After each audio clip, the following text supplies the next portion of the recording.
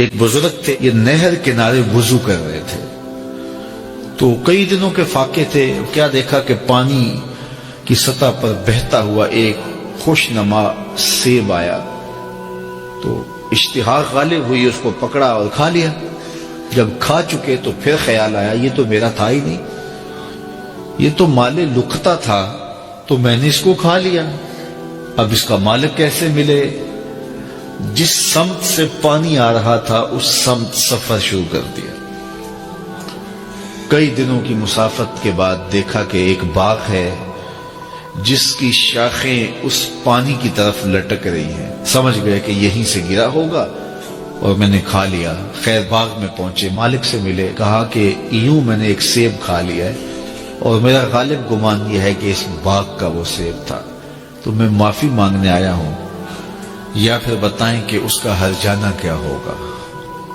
جب مالک باغ نے یہ بات سنی، وہ بھی صاحب نظر تھے، سمجھ گئے یہ تو کوئی در یگانہ ہے، یہ تو کوئی گوہر یکتا ہے، تو تیور بدل لیے، کہا ایسے تو نہیں معافی ملے گی۔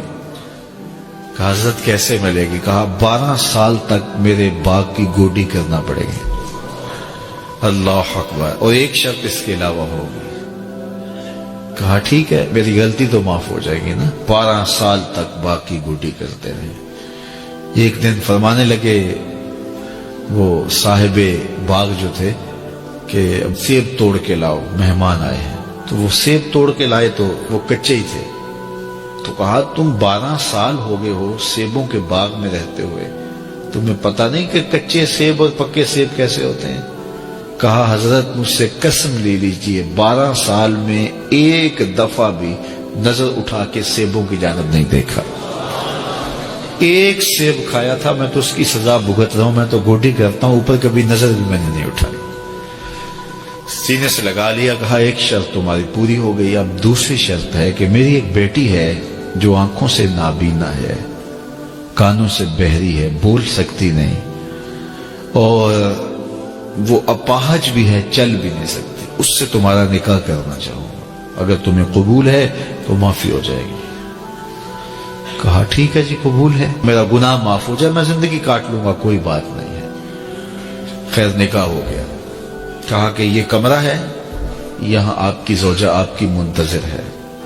جب وہاں گئے تو ایک خوبرو دوشیزہ منتظر تھی، تو فوراً پلٹے کہ میں غلطی سے کسی اور کمرے میں آ گیا ہوں۔ پلٹتے ہوئے دروازے کی چوگاٹ سے سر پھٹ گیا، خون بہنے لگا۔ جب باہر آئے تو صحن میں پہنچے تو وہ بزرگ وہاں تھے۔ کہا کیا ہوا؟ کہ حضرت ایک غلطی کی سزا اتنی کاٹی، اب کہیں دوسری غلطی نہ ہو جائے، وہ تو کوئی اور ہے خاتون۔ کہا وہی تمہاری زوجہ ہے۔ تمہیں بتاؤں کہ وہ بہری کیوں ہے؟ آج تک اس نے غیر محرم کی آواز نہیں سنی۔ تمہیں بتاؤں کہ وہ بول کیوں نہیں سکتی؟ آج تک اس نے غیر محرم سے کلام نہیں کیا۔ اندھی اس طرح ہے، آج تک اس نے غیر محرم کو نہیں دیکھا، اور اپاہج اس طرح ہے، چل کے کبھی گھر کی دہلیز سے گئی نہیں ہے۔ تو اس خاتون کا جب نکاح ہوا اور پھر ان سے اللہ نے ان کو ایک بچہ دیا جس کا نام ہے الشیخ عبد القادر جیلانی۔ جب ماں باپ اس طرح کے ہوں تو بیٹے اس طرح کے ہی ہوتے ہیں، باپ کا لقمہ پاک، اور ماں اپنی آبرو کی کیسی محافظہ، پھر در یگانہ اور گوہر یکتا جو پیدا ہوتا ہے وہ دین کی احیاء کرنے والا ہے۔ تو باپ دیکھیے کہ رزق کے معاملے میں کتنا محتاط ہے، اور ماں دیکھیے اپنی عصمت کی کتنی حفاظت کرنے والی ہے۔ مائیں بچوں کی تربیت کرتی ہیں، ماؤں کے ذریعے سے پاکیزہ صرف بچے جنم لیتے ہیں، تو لہٰذا ماؤں کو اچھی تربیت کا حامل ہونا چاہیے تاکہ وہ آگے اچھی تربیت خود کر سکے۔